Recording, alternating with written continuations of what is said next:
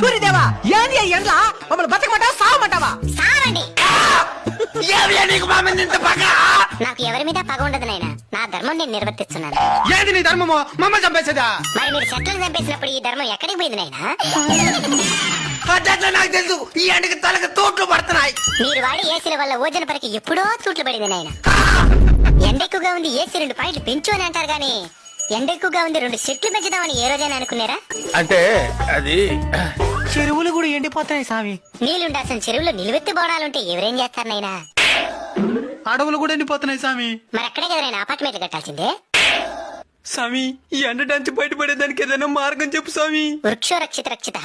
చెట్లను మీరు కాపాడితే అవి మిమ్మల్ని కాపాడతాయి. తప్పకుండా నాటి కాపాడుతాం స్వామి. స్వామి ఇంక మిఠాని ఈ ఎండలు తగ్గునా? In front there is crocodile festival. అంటే ముందుంది ముసళ్ళ పండగ అని.